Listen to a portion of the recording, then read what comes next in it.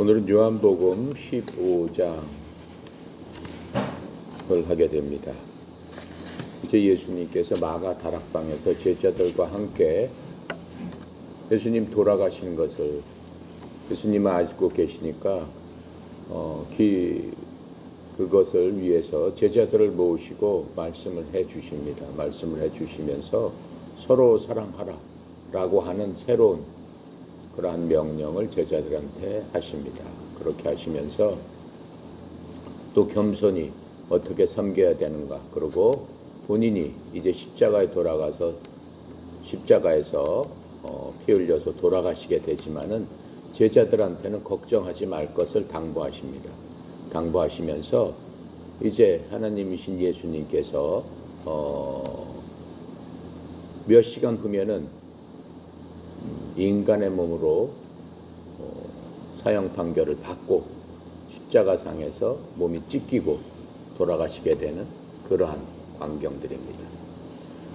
제자들하고 말씀을 마치신 다음에 이제 새벽녘이 가까웁니다. 자, 이제 우리가 나가자라고 하면서 제자들하고 겟세마네 동산에 올라가시는 그 동안의 일들이 우리가 이제 오늘 보는 요한복음 15장, 16장 두 장에 걸쳐서 가는 길에 말씀하시는 그 내용들을 우리가 보게 됩니다. 15장입니다. 15장 우리 1절부터 11절까지 함께 읽도록 해보겠습니다. 시작. 나는 참 포도나무요 내 아버지는 농부라. 물은 내게 붙어있어 열매를 맺지 아니하는 가지는 아버지께서 그것을 제거해 버리시고 무릇 열매를 맺는 가지는 더 열매를 맺게 하려 하여 그것을 깨끗하게 하시느니라. 너희는 내가 일러준 말로 이미 깨끗하여졌으니 내 안에 거하라. 나도 너희 안에 거하리라. 가지가 포도나무에 붙어있지 아니하면 스스로 열매를 맺을 수 없음같이 너희도 내 안에 있지 아니하면 그러하리라. 나는 포도나무요 너희는 가지라. 그가 내 안에 내가 그 안에 거하면 사람이 열매를 많이 맺나니 나를 떠나서는 너희가 아무것도 할 수 없음이라. 사람이 내 안에 거하지 아니하면 가지처럼 밖에 버려져 마르나니 사람들이 그것을 모아다가 불에 던져 사르느니라. 너희가 내 안에 거하고 내 말이 너희 안에 거하면 무엇이든지 원하는 대로 구하라. 그리하면 이루리라. 너희가 열매를 많이 맺으면 내 아버지께서 영광을 받으실 것이요 너희는 내 제자가 되리라. 아버지께서 나를 사랑하신 것 같이 나도 너희를 사랑하였으니 나의 사랑 안에 거하라. 내가 아버지의 계명을 지켜 그의 사랑 안에 거하는 것 같이 너희도 내 계명을 지키면 내 사랑 안에 거하리라. 내가 이것을 너희에게 이름은 내 기쁨이 너희 안에 있어 너희 기쁨을 충만하게 하려 함이라. 아멘. 이제 요한복음 15장 16장 예수님께서 11명의 제자들과 만찬을 끝내셨어요. 12명의 제자들 중에 한 명인 가롯 유다는 예수님과 함께 끝까지 있지 않죠. 예수님을 팔려고 미리 만찬 자리를 떠납니다. 그래서 이제 11명의 제자만 남았습니다. 가롯 유다를 뺀 11명의 그 제자들과 예수님께서 식사를 다 마치신 후에 겟세마네 동산을 향해서 가시면서 이제 하신 말씀입니다. 이 15장에 보면은 포도나무, 포도가지, 그 다음에 친구라고 해가지고 이제 말씀이 나오고 있습니다. 오늘 13절에 보면은 친구라는 말이 나오고 있어요. 뭐라고 나와 있냐면 사람이 친구를 위하여 자기 목숨을 버리면 이보다 큰 사랑이 없나니 하면서 14절에 너희가 내가 명하는 대로 하면 곧 나의 친구라 라고 이렇게 말씀하시는 그러한 기절이 있습니다. 그래서 이 15장에는 우리가 머릿속으로 이 성경을 읽으면서 상상을 해볼 수 있습니다. 포도나무 상상이 되시죠? 포도나무에 붙어 있는 그 가지들, 그것도 상상이 되고, 포도나무에서 그 열매가 이제 포도송이가 주렁주렁 열리게 되는 그러한 상상을 우리가 해볼 수 있습니다. 또 여기서 이제 친구라는 그러한 말씀을 쓰셔가지고 우리 머릿속에서 포도나무와 그 친구하고 무슨 관계가 있을까 이렇게 연관지어서 이제 생각을 해볼 수도 있습니다. 근데 이 요한복음 우리 15장에서는 특별히 포도나무를 통해서 또 포도나무와 그 가지와 열매를 통해서 많은 것들을 우리한테 말씀해 주시려고 하고 있습니다. 나무의 가지로서 이 가지가 살기 위해서는 뿌리로부터 영양분을 공급받아야지 가지가 살고 그 가지에서 또 열매가 맺게 되는 거죠. 그건 뭐 자연의 이치입니다. 만약 가지가 뚝 떨어져서 뿌리와 관계없이 떨어지게 되면은 말라서 죽을 수밖에 없는 그러한 생명체로 변한다는 것이죠. 그러니까 가지로서 이 뿌리이신 예수님의 생명, 예수님께서는 지금 이 나무를 자신으로 비유하고 계시는 겁니다. 자신을 나무로 비유하시고 가지를 우리한테 비유하고 있는 거예요. 예수 믿는 사람들은 예수님이라는 그 뿌리, 그 나무에 붙어 있는 가지다라고 지금 그렇게 말씀을 해주시고 있는 겁니다. 가지로서 우리는 예수님의 생명을 나눌 수 있는 그러한 특권이 있는 거죠. 나무 모든 가지는 뿌리로부터 영양분과 이런 수분들을 공급받게 되어 있습니다. 그러니까는 포도나무 자체도 포도나무지만 포도나무의 가지도 포도나무라고 우리가 얘기하는 거죠. 그와 마찬가지로 예수님을 믿는 사람들은 말씀을 통해 우리가 예수님의 접붙여진 가지다라고 얘기를 하고 있어요. 그럼 예수님의 가지가 된 우리는 누구로부터 생명을 받아야지만 예수님의 가지로서의 생명을 얻을 수 있겠습니까? 예수님 그 자신으로부터 포도나무와 똑같이 그 뿌리로부터 생명을 얻어야만 가지로서의 생명을 갖고 있다라고 하는 것들을 이제 비유로서 말씀하고 계시는 겁니다. 그런데 그 가지한테는 책임도 있어요. 무슨 책임이 있어요? 꼭 붙어 있어서. 그렇죠? 열매를 맺어야 되는 책임도 있고 특권도 있습니다. 가지는 무슨 특권이에요?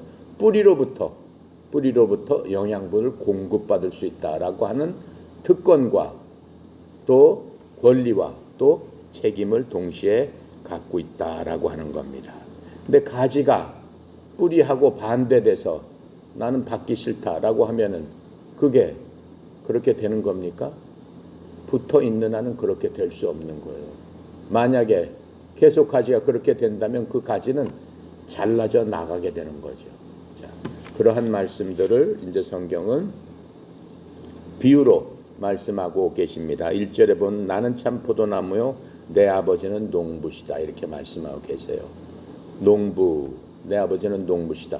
포도나무를 경작하는 그러한 분이시다라고 얘기를 하고 있는 겁니다. 요한복음에 보면은 나는 무엇이다라고 하는 말이 처음부터 나옵니다.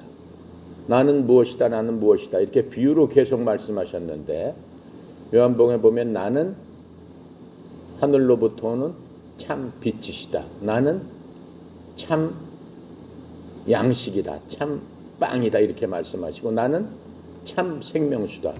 나는 부활이요 생명이다 라고 하시면서 나는 무엇이다. 그리고 또 나는 선한 목자다 이렇게도 말씀하십니다. 여기서는 나는 포도나무다 이렇게 말씀하십니다. 나는 하면서 비유로 말씀하신 게 요한복음을 전체 찾아보면 7가지가 있습니다. 그 중에서 이제 마지막 7번째가 예수님께서 나는 참 포도나무다 라고 하시면서 포도나무의 비유를 말씀을 하고 계시는 겁니다.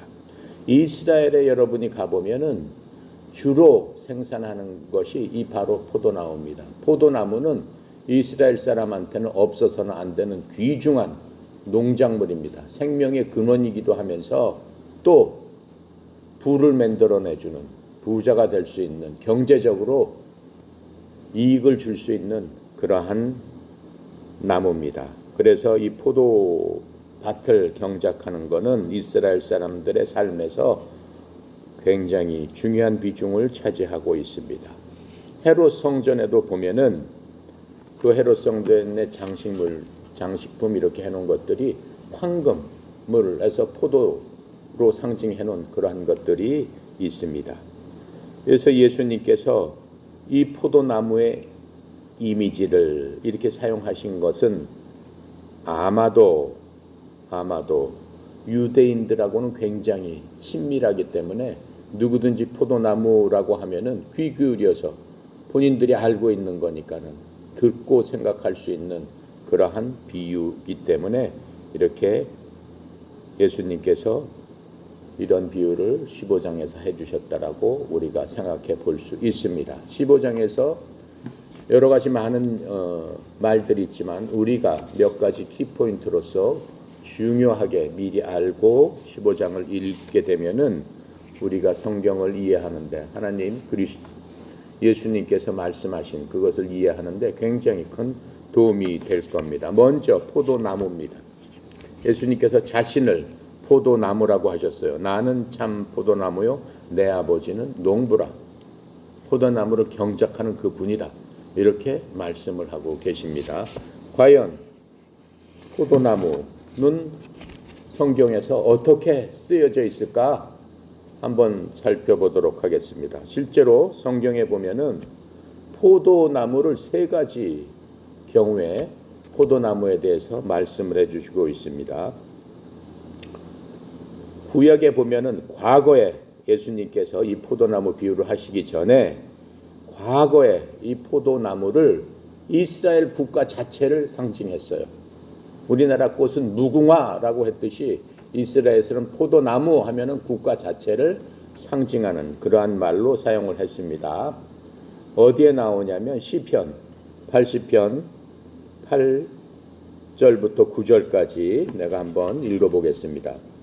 주께서 포도나무 한 그루를 이집트에서 가져다가 이 교도들을 쫓아내시고 그것을 심으셨나이다. 여러분 금방 생각나죠?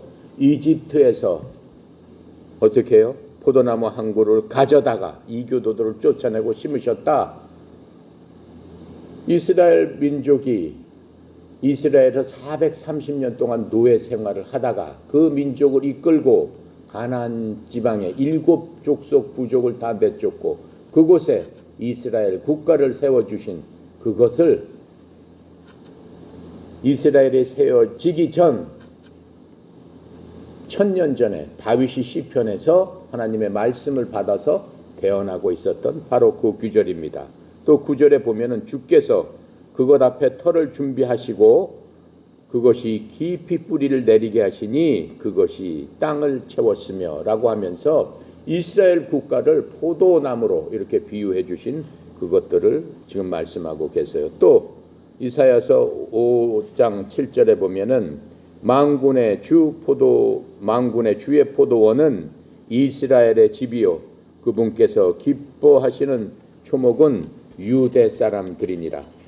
그분께서 판단의 공의를 바라셨으나 도리어 학대하는 것을 보시고 의를 바라셨으나 도리어 부르짖는 것을 보시는도다 라고 하면서 포도나무는 이스라엘의 집이다 라고 이렇게 이사야서에서 말씀을 해주시고 계십니다. 또 호세아서 10장 1절에 보니까 이스라엘은 텅 빈 포도나무요 자기를 위해 열매를 맺는 나무로다 이렇게 말씀하시면서 포도나무의 비유를 나라에 비유하셨습니다. 또 예레미야 2장 21절에 보면은 그럼에도 내가 너를 귀한 포도나무 곧 온전히 올바른 씨로 심었거늘 내가 어찌 낯선 포도나무 즉 변질된 초목이 되었느냐라고 하시면서 예레미야가 이스라엘 국가가 하나님을 저버리고 우상 숭배를 해서 나라가 하나님을 배신했을 적에 이렇게 선지자가 얘기를 해주고 있는 것들을 우리가 볼 수 있습니다. 우리가 이미 알듯이 하나님께서는 하나님의 아주 크고 놀라우신 은혜로 이스라엘을 가나안 땅으로 옮기셨습니다. 가나안 땅으로 이집트에서 옮기시면서 여러 가지 우여곡절을 겪고 많은 사람들에게, 그 이교도들에게 이적과 기적을 행하셔서 이스라엘 백성을 속박에서 풀어줄 수 있도록 놀라운 은혜를 베푸신 것들을 우리가 성경에서 보았습니다. 거기에 대해서 엄청난 큰 혜택을 주셨습니다. 그 부분에 대해서 이사야서 5장 4절에는 이렇게 말씀하고 계시죠. 내가 내 포도원을 위해 무슨 일을 더 할 수 있으랴. 그 말씀은 뭐예요? 이스라엘 그 민족을 포도원에 비유해서 이렇게 말씀하고 계십니다. 그러면서 그 안에서 내가 행하지 아니한 것이 무엇이냐. 포도원이 포도를 내기를 내가 바랐거늘 어찌하여 그것이 들포도를 내었느냐라고 하시면서 이스라엘 백성들을 포도로 비유해가지고 하나님께서 순종하지 않음으로 말미암아 좋은 열매를 맺지 못하는 그런 것들에 대해서 말씀하시는, 꾸짖고 있는 그러한 말씀들을 우리가 볼 수 있습니다. 실제로 우리나라는 누구예요? 단군 조상을 통해서 어떻게 해서 나라가 세워졌다라고 우리가 알고 있어요. BC 2333, 2333년에 단군이 이쪽으로 와가지고 우리의 조상이 됐다라고 알고 있어요. 같은 시기쯤에 BC 2000년경에 이스라엘의 조상은 누구예요? 아브라함이에요. 아브라함이 지금의 이라크로부터 시작해가지고 이스라엘의 조상이 된 그런 거예요. 그런데 하나님께서 세상에 많은 나라에 많은 그 민족의 조상을 주었지만은 우리가 보면은 역사적으로 국가에 필요한 모든 성공적인 요소를 누구한테 주었어요? 이스라엘 국가한테 주었음을 우리가 성경을 통해서 분명히 알 수 있습니다. 그런데 그렇게 훌륭한 모든 자원을 주고 하나님께서 직접 개입하셔서 나라를 세워주시고 복을 주시고 적군을 진멸해서 그 땅을 내주시고 적과 꿀이 흐르는 땅으로 가서 어떻게 해라 말씀을 해주시고 명령을 주시고 특별히 위대한 지도자들을 그때마다 보내주셔서 민족을 이끌게 해주셨습니다. 그런데 어떻게 해요? 그 포도나무가, 그 열매가 먹을 수 없는, 풍성하지 못한, 좋지 못한 그 품종의 들포도를 생산했다라고 한탄하고 계시는 겁니다. 이스라엘 역사를 보면은 하나님의 정의를, 하나님의 의로움을 실천하라고 백성들에게 또 지도자들에게 그렇게 얘기했지만 우리가 보아온 대로 그 지도자들이 어떻게 했어요? 제사장들이나 바리새인들이나 서기관이나 그 민족의 지도자들이 하나님께서 말씀하시는 하나님의 의를 실천함으로 말미암아 하나님을 영광스럽게 하고 백성을 풍요롭게 하는, 그렇게 하는 대신에 자신의 이익을 위해서 백성들을 이용했고 백성들을 억압했고 불의를 행함으로 말미암아 그 많은 백성들의 그 희생들이 울부짖는 것들이 하나님께 울려 퍼졌다라고 말씀을 하고 계십니다. 그래서 하나님께서는 이스라엘을 어떻게 하셔야 돼요? 징벌하셔야 하셔서 여러 가지로 혼을 내신 적은 있지만은 이스라엘을 죽이시진 않으셨어요. 이스라엘을 그렇게 함에도 불구하고 하나님의 말씀에 불순종한 그러한 민족이었음에도 불구하고 이스라엘을 없애시진 않습니다. 마지막까지 하나님께서는 참으셨습니다. 마지막까지 참으시고 하나님의 아들을 이스라엘인 포도원에 보내신 겁니다. 이스라엘인 포도원에 보내셔서 그 포도원에 예수님께서, 하나님의 아들인 예수님께서 오셨지만은 그 백성들이 어떻게 합니까? 그분을 포도원에서 내쫓고 결국은 죽이기까지 했다라고 성경은 말씀하고 있습니다. 지금 요한복음 15장과 가장 긴밀한 장, 구체적으로 그러한 부분에 대해서 써 있는 게 마태복음 21장 33절부터입니다. 중요한 거니까 한번 우리가 살펴보도록 하겠습니다. 자, 뒤를 넘어가서 마태복음으로 가보겠습니다. 마태복음 21장 31절부터 46절까지 우리 같이 한번 살펴보도록 하겠습니다. 21장 33절부터 46절까지 신약성경 37페이지에 있습니다. 33절부터 같이 읽도록 하겠습니다. 시작. 다른 한 비유를 들으라. 한 집 주인이 포도원을 만들어 산 울타리를 두르고 거기에 집자는 틀을 만들고 망대를 짓고 농부들에게 새로 주고 타국에 갔더니 열매 거둘 때가 가까움에 그 열매를 받으려고 자기 종들을 농부들에게 보내니 농부들이 종들을 잡아 하나는 심히 때리고 하나는 죽이고 하나는 돌로 쳤거늘 또 다른 종들을 처음보다 많이 보내니 그들에게도 그렇게 하였는지라. 후에 자기 아들을 보내 이르되 그들이 내 아들은 존대하리라 하였더라. 농부들이 그 아들을 보고 서로 말하되 이는 상속자니 자 죽이고 그의 유산을 차지하자 하고 이에 잡아 포도원 밖에 내쫓아 죽였느니라. 그러면 포도원 주인이 올 때 그 농부들을 어떻게 하겠느냐. 그들이 말하되 이 악한 자들을 진멸하고 포도원은 제때 열매를 바칠 만한 다른 농부들에게 새로 줄지니이다. 예수께서 이르시되 너희가 성경에 건축자들이 버린 돌이 모퉁이의 머릿돌이 되었나니 이것은 주로 말미암아 된 것이요 우리 눈에 기이하도다 함을 읽어본 일이 없느냐.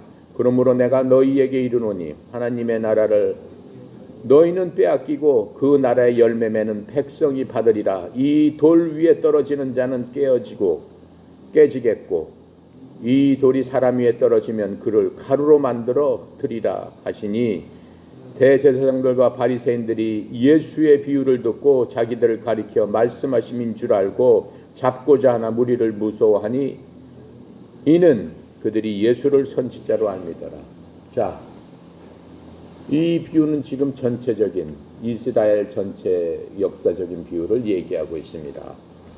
33절에 보니까 한 비유를 들어 한 집주인이 포도원을 만들었다고 했어요. 산울대 하나님께서 이스라엘을 포도원에 비유해서 우리가 이스라엘을 포도원에 비유해서 한 나라로 만들어 주신 것을 우리가 다른 선지자에서 방금 전에 봤습니다. 그렇게 만들어 주시고 그 나라를 부강하게 해 주셨어요. 그리고 지도자를 주셨습니다. 지도자를 배출해서 주셨어요. 그 여기서는 농부라고 지금 얘기하고 있어요. 왕들을 배출해 만들어서 주셨고 그 사람들로 하여금 하나님의 의를 지키고 어떻게 하라고 그랬어요? 하나님의 말씀에 순종해서 이 나라를 내 말대로 잘 다스리라라고 하면서 어떻게 해요? 자기 종들을 농부에게 보낼 때 열매 거둘 때 가까움에 그 열매를 받으려고 자기 종들을 농부한테 보냈다라고 얘기했어요. 그게 누구예요? 성경에 보면 수많은 선지자들이 있어요. 수많은 선지자들 모세를 비롯해서 그렇죠? 이사야를 비롯해서 예레미야를 비롯해서 학개를 비롯해서 엄청난 많은 구약에 나오는 그 선지자들 보냈는데 거의 선지자들 어떻게 했어요? 잡아 죽이고 핍박하고 하나님의 말씀을 보냈거늘 그들의 말씀을 순종한 그러한 왕들은 별로 없었습니다. 그 종도 잡아 죽이고 심히 때리고 죽이고 돌로 쳤다 이렇게 지금 말씀하고 계세요. 그렇다 그러니까는 이제 하나님께서 이제 여기서 보면은 어떻게 해요? 이제 그 주인이 포도원 주인이 이제 내 아들을 보내면은 내 아들은 존중하지 않겠느냐라고 이렇게 얘기를 했습니다. 이건 누구를 비유한 거예요? 바로 그리스도 예수님을 이스라엘에 보내주셨다라고 하는 거예요. 이스라엘에 보내주셨거늘 이제 어떻게 해요? 아들도 잡아 죽이는 그러한 일들을 이 땅에서 했다라고 이렇게 말씀하고 있는 거예요. 그러시면서 43절에 보면 무서운 얘기가 나오죠. 이제 아들을 다 죽이고 너희들이 하나님을 배신한 이스라엘 그 땅한테 이스라엘을 끝까지 하나님은 사랑하십니다. 어떤 나라보다 이스라엘을 끝까지 사랑하십니다. 그런데 그 아들을 죽인 후에는 뭐 어떻게 해요? 내가 너희에게로니 하나님의 나라를 너희는 빼앗기고 그 나라의 열매 맺는 백성이 받으리라. 열매 맺는 백성이 받으리라라고 얘기하고 있어요. 이제까지는 오직 이스라엘을 위해서만 하나님께서 선지자들을 사용하였고 이스라엘을 위해서만 그 모든 일들을 하셨는데 자기의 아들 예수를 보냈는데도 그렇게 죽임으로 말미암아 하나님의 경륜이 이스라엘로부터 떠나서 이제는 하나님을 사랑하고 하나님을 의지하는 다른 백성들한테 하나님의 사랑이 넘어가고 있는 그러한 과정을 우리가 볼 수 있습니다. 그것을 성경에서는 뭐라고 해요? 교회다라고 얘기하는 거예요. 그러면서 어떻게 돼요? 건축자들이 버린 돌이 모퉁이가 건축자들이 버린 돌이 모퉁이의 머릿돌 주추석이 됐다라고 하는 거예요. 그게 뭐예요? 예수님께서 베드로한테 제자들을 물어놓고 사람들이 나를 누구라고 하느냐라고 할 적에 제자가 베드로가 뭐라고 했어요? 주는 그리스도시요 살아계신 하나님의 아들이니다 이렇게 말씀을 했단 말이에요. 그 말씀을 듣고 예수님께서 네 고백 위에 내가 내 반석을 세우리라. 너처럼 고백하는 자들에게 내가 그들을 내 교회로서 접붙임을 받는 나는 뿌리기 때문에 그들을 내가 어떻게 원가지를 잘라버리고 원가지는 누구예요? 이스라엘을 지금 얘기하고 있잖아. 이스라엘 국가를 얘기하고 있잖아. 근데 그 원가지들이 어떻게 했어요? 선지자를 보내도 때려 죽이고 누구?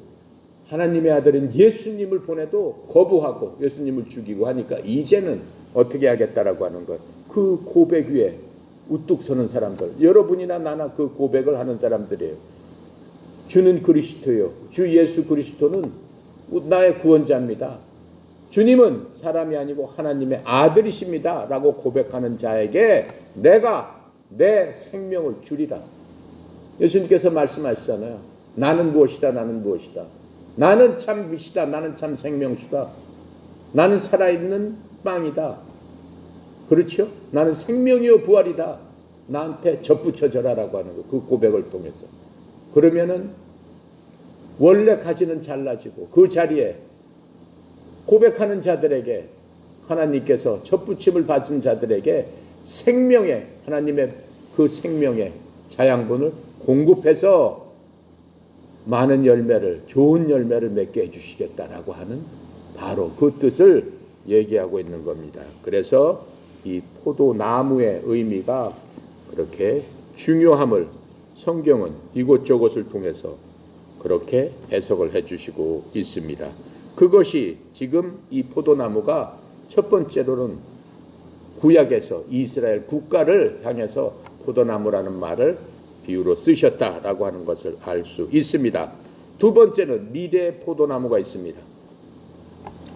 성경에서는 포도나무를 미래 어떤 포도 즉 포도나무 그것을 미래적인 말씀으로 쓰고 있어요. 땅의 포도나무와 하늘의 포도나무를 비유로 해서 미래에 쓰고 있습니다. 앞으로 일어나지 않은 일에 대해서 우리가 한번 살펴보겠습니다. 요한계시록 14장 14절부터 20절입니다. 성경 제일 마지막 책이 요한계시록입니다. 요한계시록 14장 14절부터 20절까지 이것도 한번 같이 읽어보도록 하겠습니다. 신약성경 413페이지에 있습니다. 자, 다 찾으셨으면 14장 14절부터 20절까지 시작. 또 내가 보니 흰 구름이 있고 구름 위에 인자와 같은 이가 앉으셨는데 그 머리에는 금면류관이 있고 그 손에는 예리한 낫을 가졌더라. 또 다른 천사가 성전으로부터 나와 구름 위에 앉은 이를 향하여 큰 음성으로 외쳐 이르되 당신의 낫을 휘둘러 거두소서. 땅의 곡식이 다 익어 거둘 때가 이르렀음이니이다 하니 구름 위에 앉은 이가 낫을 땅에 휘두르매 땅에 곡식이 거두어지니라. 또 다른 천사가 하늘에 있는 성전에서 나오는데 역시 예리한 낫을 가졌더라. 또 불을 다스리는 다른 천사가 제단으로부터 나와 예리한 낫 가진 자를 향하여 큰 음성으로 불러 이르되 내 예리한 낫을 휘둘러 땅에 포도송이를 거두라. 그 포도가 익었느니라 하더라. 천사가 낫을 땅에 휘둘러 땅에 포도를 거두어 하나님의 진노의 큰 포도주 틀에 던짐에 성 밖에서 그 틀이 밟히니 틀에서 피가 나서 말 굴레까지 닿았고 1600 스타디온에 퍼졌더라. 이제 말세 때 하나님의 심판이 믿지 않는 이방인들에 일어났을 적에 지금 이 말씀을 하고 계시는 겁니다. 요한계시록은 이제 우리가 요한복음 끝난 다음에 요한계시록을 한번 살펴보려고 하는데, 요한계시록은 앞으로 일어날 일에 대해서 하나님께서 요한복음의 저자인 요한 사도에게 주신 그러한 말씀입니다. 그래서 앞으로 어떠한 일이 일어날 것인가 지금 이렇게 말씀하고 계시는 겁니다. 지금 우리가 바로 읽어본 요한계시록 14장에서 어떻게 말씀하고 있어요? 땅에 있는, 하늘에서 계시면서 땅을 쳐다보면서 땅에 있는 그 포도나무를 이제 거둘 때가 됐으니 그 포도나무를 걷어서 틀에 밟아서 짓이겨 버려라라고 하시고 멸망시켜버리는 그러한 일들이 나옵니다. 그러니까는 피가 철철 넘쳐서 온 땅의 지면으로 가득 그 피가 넘쳤더라라고 하는 그러한 말씀을 우리가 볼 수 있습니다. 이 광경은 하나님의 심판이 하나님을 믿지 않는 사람들한테 향한 마지막 일들을 말씀해주고 계시는 겁니다. 하나님을 믿지 않는 사람들은 이런 지경에 처할 수 없다라고 하나님께서 우리한테 미리 경계심으로 보여주고 있습니다. 우리 믿는 사람들은 이 땅의 포도나무가 아니에요. 이미 천국의 포도나무 가지이고 구원받지 못한 사람은 땅의 포도나무 가지인 것입니다. 그래서 구원받지 못한 사람들은 자신의 생명과 또 자신이 살아가는 어떤 그것에 만족하는 것을 이 땅에서 구하겠지만은 믿는 사람들은 예수님을 의지하게끔 된다라고 하는 거예요. 이미 우리는 믿는 사람들은 예수님인 그 포도나무에 젖붙여졌다라고 하는 거예요. 여러분, 젖붙여지는 게 뭔지 알죠? 그렇죠? 가지를 살아있는 나무에 젖붙이기 하는 거 못 봤어요? 다 알죠? 배웠죠? 가지를 잘라서 그 가지를 다른 가지랑 붙입니다. 붙여가지고 꽁꽁 묶어 두면은 그 가지가 어떻게 되는 거예요? 다른 가지가 포도나무화 돼버리는 거예요. 그 가지가. 그래서 생명을 원래 다른 생명이었는데 그 포도나무의 생명을 받음으로써 포도나무가 된다라고 하는 거예요. 우리가 예수 믿고 구원받고 나서 예수님께서 내가 죽음으로 말미암아 내가 니네들 죄를 다 짊어지고 니네들은 죄 없는 자로 내가 삼아서 너희들을 하나님 앞에 하나님이라는 그 큰 나무에 젖붙임을 받도록 했다. 그랬더니 너희들은 뭐가 된다는 거예요? 젖붙인 가지가 됐다라고 해요. 그것을 성경은 뭐라고 했어요? 양자 삼아 주셨다라고 하는 거예요. 원래 가지는 아니다라고 하는 거예요. 원래 친아들은 아니잖아요. 원래 친아들은 아니잖아요. 우리는 젖붙여진 가지다라고. 뭘로부터? 마귀의 자녀로부터 이제 하나님의 가지가 되어서 선한 가지로, 죄로부터 죄 없음으로 의로운 그러한 가지로, 그렇죠? 악으로부터 선한 가지로 그렇게 젖붙임을 받아서 하나님의 자양분을 받고 하나님의 생명을 받고 하나님의 DNA를 받아서 하나님과 같은 그러한 뭐가 되었다? 하나님과 같은 그러한 DNA를 갖는 그러한 우들이 됐다라고 성경은 말씀하고 계시는 거예요. 그래서 우리는 뭐한 사람들이에요? 이제는 더 이상 경건치 않은 사람들이 아니고 경건하고 거룩한 자들이다 라고 성경은 말씀하고 계십니다. 그래서 성경에서 믿는 사람들을 뭐라고 부릅니까? 성도님 이렇게 부르는 거예요. 영어로는 뭐예요? 세인트라고 얘기를 하는 거예요. 성자라고 성경은 말씀하고 계시는 거예요. 왜 그래? 하나님의 생명을 받고 하나님의 생명이 우리 속에 있기 때문에 그렇다라고 하는 거예요. 그래서 요한복음에서는 예수님께서 나를 믿는 자는 참 빛으로 들어온다. 내 말씀을 먹는 자에게는 내가 참 음식을 준다. 나는 참 빵이다. 나는 참 떡이다. 이렇게 성경에 나와 있죠. 그렇죠?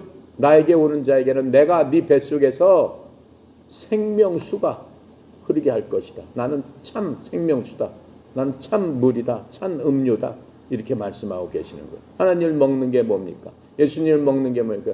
예수님의 말씀을 깨닫고 하나님을 깊이 알고 하나님의 말씀에 순종하는 것이 예수님께 접붙여지는 거고 하나님을 알게 되는 것이다 라고 성경은 말씀하고 계시는 겁니다. 그래서 이 미래 포도나무는 어떻게 되는 거예요? 앞으로 올 이방인들, 하나님을 믿지 않는 사람들, 우상 숭배하는 사람들에 대한 하나님의 심판을 얘기하고 있습니다. 세 번째로는 과거의 포도나무, 미래의 포도나무, 이제는 현재 포도나무를 성경은 얘기하고 계세요. 요한복음 지금 우리 15장 1절에서 하나님께서 바로 말씀하고 있지 않습니까? 우리 주 예수 그리스도는 현재 포도나무다. 나는 참 포도나무다. 라고 분명히 자신을 향해서 말씀해 주셨습니다. 그게 현재 포도나무입니다. 우리는 지금 그 현재에서 살고 계시는 겁니다. 예수님께서 이제 다시 오신다고 했어요. 언제 다시 오신다고 그랬어요? 제자들한테 위로를 하시면서 내가 분명히 다시 오는데 그 다시 오는 날은 너희들한테는 행복한 날이다. 가장 기쁜 날이다. 이 땅에서 고통과 걱정과 염려, 근심 이런 것이 모두 없어지는 그날 우리가 갈 곳은 즐거움과 기쁨과 희락과 평안함과 하나님에 대한 찬양과 온유와 그런 것들만 차고 넘치는 그곳을 가게 되는데 내가 오는 시점이 내가 너희들을 위해서 그러한 모든 것들 너희들이 있을 그 장소를 다 마련한 다음에는 내가 온다라고 말씀하십니다.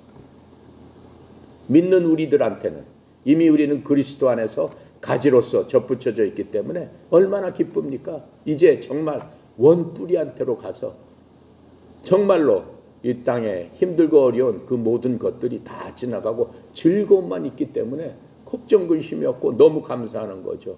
예수님 어서 오십시오. 마라나타죠. 마라나타 마라나타. 예수님 어서 오십시오. 어서 오십시오. 그것을 찬양하고 그것을 고대하는 겁니다. 하지만 예수님을 믿지 않는 사람한테는 뭐예요? 정말로 생지옥이 눈앞에 펼쳐지기 시작하는 겁니다. 우리하고는 상관이 없는 거예요. 사실은. 요한계시록은 사실은 우리하고는 별 상관이 없어요.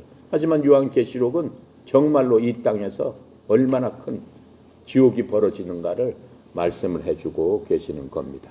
그래서 이제 이 현재 포도나무이신 예수님, 우리의 구원자이신 예수님, 그분이 포도나무로서 현재 계시는 거고 참 포도나무는 예수님밖에 없다라고 하는 거예요. 이 땅에는 많은 종교가 있습니다. 수많은 종교가 있습니다. 그건 종교예요. 예수님을 믿는 거는 종교가 아니에요. 예수님은 뭐라고 했어요? 나는 진리다라고 말씀하셨어요. 나는 길이요, 진리요. I am the way, I am the truth, I am the life. 나는 생명이다. 나는 길이요, 나는 진리요, 나는 생명이다. 진리는 성경에서 얘기하잖아요. 이 땅이 없어질지언정 진리는 없어지지 않는다. 예수님 자체가 진리시고 예수님 자체이신 여러분이 갖고 있는 그 말씀이 진리다. 바로 그것이 생명이다. 무슨 생명? 이 땅에서 생명을 얘기하는 거 아니에요. 이 땅의 생명은 눈 깜빡하는 그 순간만이 여러분이 오랫동안 사는 것 같죠? 오랫동안 살다 죽는 것 같죠? 그건 눈 깜빡할 순간이라고 했어요. 진짜 생명은 우리가 상상할 수 없이 영원한 바로 그 생명이다 라고 말씀을 하고 있는 겁니다. 자, 그래서 이제 포도나무와 가지의 상징은 머리와 몸을 상징하고 있는 겁니다. 우리 머리가 있고 이 몸이 있죠. 지체라고 하죠. 그렇죠? 머리가 말하자면 모든 것들을 움직이게 하는 거예요.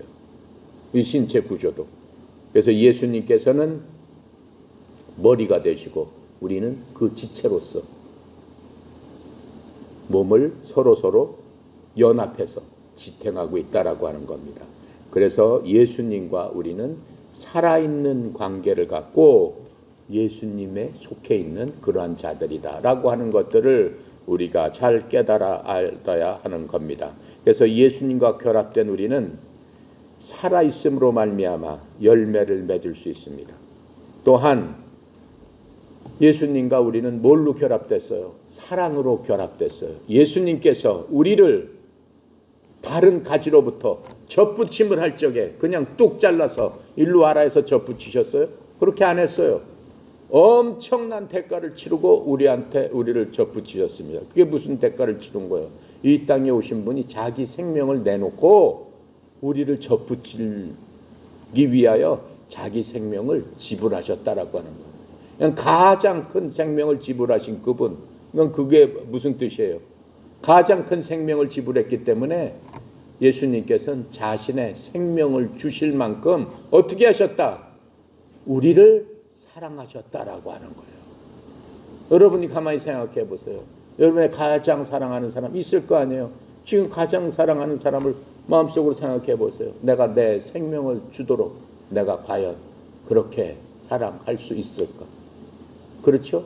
내 생명을 아낌없이 줄 수 있도록, 기꺼이 줄 수 있도록. 근데 이 생명은 우리한테 생명을 주시기 위해서 어떻게 주셨어요? 억지로 주셨어요? 아니잖아요. 예수님은 하나님이시기 때문에 자기가 어떠한 고통을 당하고 이 사람들을 위해서, 우리나 여기 앉아있는 여러분을 위해서 어떠한 고통을 당할 줄을 아셨어요. 아심에도 불구하고 망설이지 않으셨어요. 도망가지 않으셨어요. 두려워하지도 않으셨어요. 그러면서 오히려 이제 네 뜻을 행하라 라고 하면서 담대하게 말씀하잖아요. 누구한테 그랬어요? 가룟 유다한테. 네가 나를 팔러 가고 내가 너로 인해서 잡혀가서 십자가에서 오진 고통을 받고 고문을 당하고 살이 찢기고 온전히 피가 다 흘림을 받는 그러한 처절한 고통을 받을 것을 아셨지만은 그것을 오히려 어떻게 하셨어요? 기뻐하셨어요. 제자들한테 뭐라고 말씀하세요? 너네들 걱정하지 말아라. 내가 떠나가는 것이 너희들한테는 더 유익인 줄 언제 알리라? 내가 떠나간 후에는 바로 알리라. 왜 그래?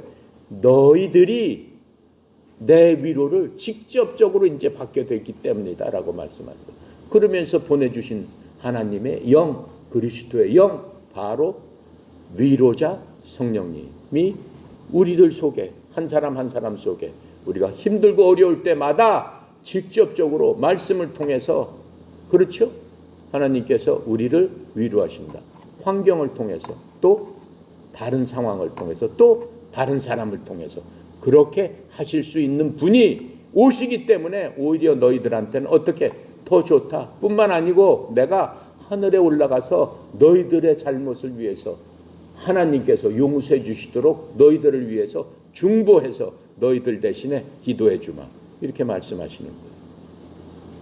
그게 포도나무인 예수님의 역할이다. 이렇게 말씀하고 계시는 겁니다. 그래서 우리는 어떻게 해야 되겠어요? 예수님과 결합된, 뭘로 결합됐어요? 사랑으로 결합됐어요. 끊을 수 없는 사랑으로 결합됐다라고 하는 거예요. 그래서 하나님께서는 너희들이 나를 영접하는 게 뭐예요? 아까 계속 제가 얘기했죠. 주는 그리스도요 살아계신 하나님의 아들이십니다 라고 고백을 하면서 주님을 받아들이고 믿기만 하면은 어떻게 된다는 거예요? 결코 나의 피 묻은 사랑, 나의 영원한 사랑, 나의 놀라운 그 사랑에서 아무도 끊을 자가 없다. 왜 끊을 수가 없어요? 예수님께서는 자신의 생명을 담보로 우리를 사랑하셨기 때문에 그 사랑에서 더 이상 어떻게 끊어요? 그 사랑은 끊어질 수 없는 사랑이잖아요. 여러분들이 누구를 위해서 자기 생명을 내놔버렸어. 그 순간 영원한 사랑을 보증하는 거란 말이에요. 자기 피를 다 쏟았기 때문에. 빛 속엔 뭐가 있기 때문에? 생명이 있기 때문에. 그 생명을 그 사람 위해서 내놨기 때문에 그것보다 더 큰 사랑은 없다. 예수님께서 그 사랑으로 우리를 사랑하셨기 때문에 여러분과 나 사이를 어떤 누구도 방해하고 끊을 수 없다라고 말씀을 하고 계시는 겁니다. 그러므로 말미암아 우리는 살아있으면서 열매를 맺어야 돼요. 주님께서 주신 그 사랑에 대한 대가는 우리가 열매를 맺히는 겁니다. 그리고 우리는 그 사랑으로 예수님과 연합되어 있기 때문에, 결합되어 있기 때문에 예수님을 보면은 즐거워할 수밖에 없어요. 예수님 즐겁지 않아요? 그 모든 것들을 주셨는데, 자신의 피의 대가를 우리한테 주셨는데, 우리한테 대신 생명을 주셨는데, 주님만 보면 즐겁고 주님만 보면은 어떻게 해요? 항상 더 사랑하게 된다라고 하는 겁니다. 그래서 우리는 어떠한 상황에 처해도 예수님의 생명이 우리를 통해서 나타나기 때문에 두려워할 필요가 없다. 왜 그래? 우리는 예수님의 성품, 하나님의 본성에 참여한 자들이기 때문에 그렇다라고 말씀하시는 것. 하나님의 본성이 무엇입니까? 예수님은 바로 그 하나님이십니다. 하나님의 본성은 뭐예요? 세상 우주 만물을 말씀으로 창조하신 그분 아니냐라고 하는 거예요. 이제 우리가 그분의 본성에 참여한 자들이 되기 때문에 이 세상이 나를 어찌하리요? 왜? 이 세상 모든 것들은 하나님께서 만드신 분이기 때문에 우리는 그 만드신 분의 본성에 참여한 자들이다라고 하는 거예요. 이 세상 모든 걱정, 근심, 연면은 사탄이가 만든 거기 때문에 그 사탄은 어떻게 됐어요? 예수님께서 사탄이를 발받침으로 앉으셨기 때문에 더 이상 사탄이 하나님의 본성을 가진 자들한테 아무것도 할 수 없다라고 성경은 말씀하고 계십니다. 그래서 이 포도나무인 가지인 예수님과 우리의 관계는 뛰어놀래야 뛰어놀 수 없는 놀라운 하나님의 은혜임을 기억해야 됩니다. 기도하고 마칩니다. 감사하시고 거룩하신 하나님, 참으로 은혜 감사합니다. 하나님께서 나는 참 포도나무요라고 말씀하심으로 말미암아 우리에게 얼마나 큰 위로와 얼마나 큰 사랑을 주셨는지 저희들이 정말로 말로 표현할 수 없는 그러한 은혜와 사랑을 받은 자임을 고백합니다. 이 시간 사랑하는 하나님의 자녀들, 주와 같이 바라보고 의지하고 하나님을 사랑함으로 말미암아 우리가 만 입으로 그 사랑을 고백할 수는 없지만 이제 삶 가운데서 좋은 열매를 맺어서 하나님을 영화롭게 하고 기쁘게 하는 그러한 저희들이 되기를 원합니다. 주는 참 포도나무요, 우리는 그 가지임을 이 시간 고백하며 가지로서 하나님께서 주시는 놀라운 은혜와 또 우리가 열매 맺어야 되는 그러한 책임을 갖고 주님을 영화롭게 하길 원하오니 주여, 사랑하는 하나님의 자녀들에게 성령님께서 충만한 복으로 복 내려 주시옵소서. 특별히 접해 속한 모든 사람들 주님 축복하여 주셔서 삶의 현장에서 가지로서 열매가 주렁주렁 열릴 적에 하나님 기뻐하는 그러한 자들로서 하나님 삼아 주시옵시고 하나님 은혜 베풀어 주시옵소서. 특별히 송영희 이사장님 협회를 이끌어 갑니다. 영육간의 강건함으로 주님 도와주시옵시고 힘들고 어려울 때마다 주의 성령님께서 친히 위로하여 주셔서 그 마음속에 하나님의 크신 사랑으로 차고 넘치고 충만하여 하나님께서 귀하게 쓰시는 그러한 가지로서 모든 사명을 잘 감당해서 풍성한 열매로 하나님 앞에 큰 영광 돌리는 귀한 종 되도록 주여 축복하여 주시옵소서. 오늘도 모든 것 주께 의탁드립니다. 감사드리며 예수 그리스도 이름으로 기도드렸나이다. 아멘.